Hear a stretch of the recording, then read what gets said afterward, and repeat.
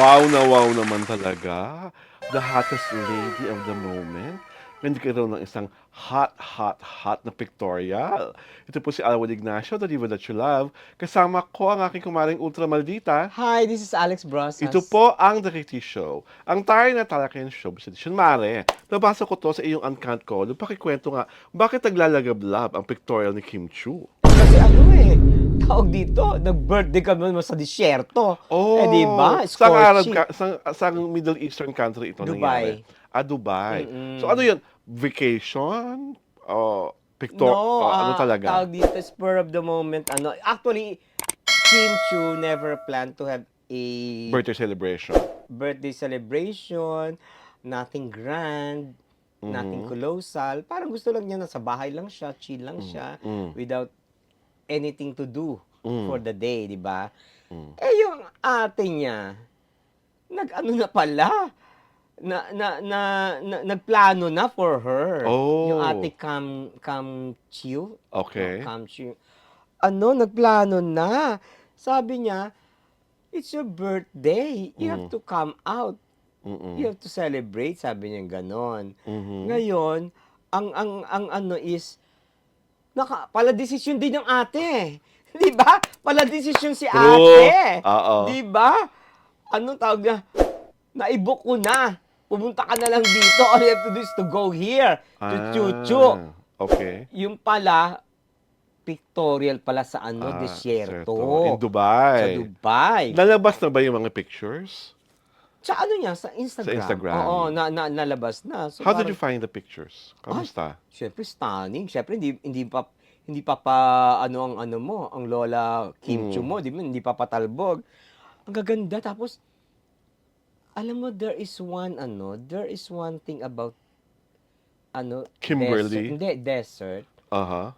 na na as a venue stands out. Ah. Kasi everything is parang di syempre sa disyerto ka,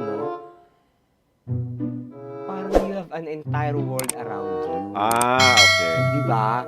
Parang nasa isang planeta ka na ikaw lang ang existing. Kasi lahat disyerto 'yan di ba? Ganon. Mm. Yun ang wala sa ibang venue for pictorial. Okay. That I realized. At saka, tawag dito, parang surreal. Mhm. Na isang lugar ka na you can stand out. Mm. Kasi, yung iba kasi, nanakawin yung presence mo. Oo. Yung ibang venue. Yes. Di ba? Pero pagdating sa disyerto, no. You will stand out. Sino ang pictorial director ni Kim? That I don't know. Tapos, meron pa siyang parang dumaan siya sa isang shop. Ay, may binili siyang parang costume na naging swak. Nagamit niya doon sa pictorial. Di ba? Parang, kasi siguro yung yung kapatid yung ate ni Kim, siguro, ang dami niyang sinamahang mga events ni Kim, di ba? Mga pictorial, photoshoot. Siguro, ang umano sa kanya, yung desert. Oh. Di ba? Yes. Nag-click, Naglaro sa utak niya. Sa utak niya. So, naisip niya, ayun. Tsaka, can you imagine? Plinano lahat ng sister niya. Well, that's Diba? how much she loves Kim. Oo, di ba? Can you find somebody of your family na ganun magpaplano sa'yo, di ba? Usually, mga surprise lang naman, di ba? Mga surprise birthday party. Asalto. Mga i-collate lang yung mga friends mo or yung mga relatives ninyo, hindi nyo nakikita. Di ba? That's the usual, di ba? Drama or gimmick. Pero ito, well thought of pictorial. And At well sa Dubai. planned. Oo. Di ba? And speaking of well thought of plans, whatever happened, ano ba ang next sa Kim Pao? I think, hindi ko alam kung in-announce na or pero ang klaro is their next teleserye is with ang tawag dito? With Dreamscape. Dreamscape. Pero wala pang title, The wala pang title concept. and the concept or the story, wala pa. 'Di ba? Kasi ano pa eh, pag-uusapan pa yan, uupuan pa yan, di ba? Mhm. May story con pa yan, di ba? Mm. Tapos, finally nakabalik na si Kim sa ano, Mm. sa It's It's Showtime. Kasi Showtime. parang halos 1 month din silang nawala eh. Mm. Kasi 'di ba kung saan-saan sila nag-promote ng ano, Mm. 'di ba? Ang daming black screening, Oo, tapos ang sa ibang daming bansa. ano sa ibang Pero, bansa. mare how true, may nababasa kasi ko na out of the country raw si Paolo at si Kim na hindi konektado sa isang proyekto, pero silang dalawa lang ang magbabakasyon. Silang dalawa lang, walang kasamang PA, walang kasamang handler, walang kasamang anything. Silang dalawa lang. How true? Tawag dito, 'yun ang lumalabas Okay. sa social media. Mm. Pero wala pang ano eh, wala pang details. Mhm. Maybe they will just surprise us na ayun, makita natin sa isang lugar na sila, 'di ba? Mm. Kasi siguro, that's their time para, tawag dito, to deepen the friendship. Mhm. Di ba? Kasi ang dami nilang pinagsamahan, from Lin Lang Mm. to What's wrong? What's Wrong with Secretary Kim to uh, My Love Will Make You Make You Disappear. Disappear. Oo. Di ba? Tapos meron pa silang meron pa silang gagawing teleserye with with Mm. Dreamscape. So parang ano 'yon, parang breather. Rest and recreation Oo. time nilang dalawa. Oo, Na di sila ba? lang. Oo, na sila lang. 'Di ba? Pero wala pang detalye nga eh. At hindi Di pa ba? talaga sigurado kung talagang mangyayari. Yep. Although pinag-uusapan. I think mangyayari 'yon. Mhm. I think mangyayari 'yon.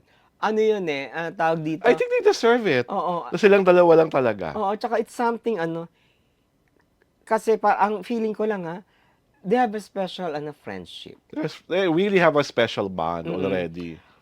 Na, napanood mo ba yung sa X? Na?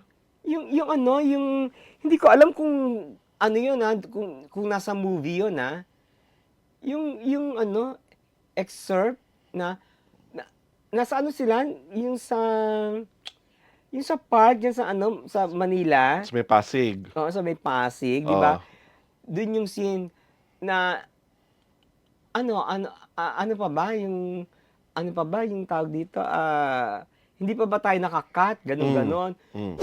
Tapos somebody, hindi pa.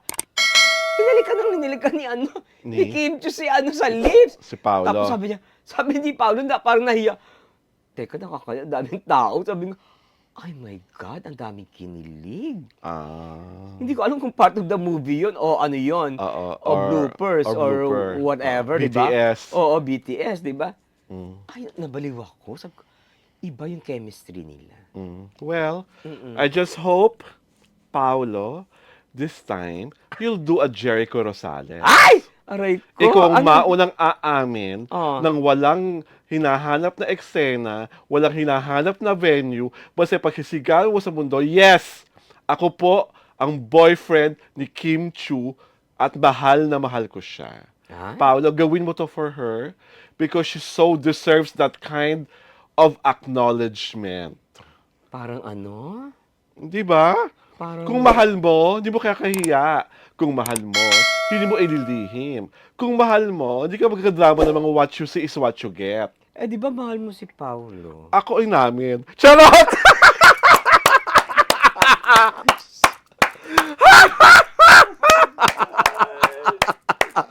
Diyos ko!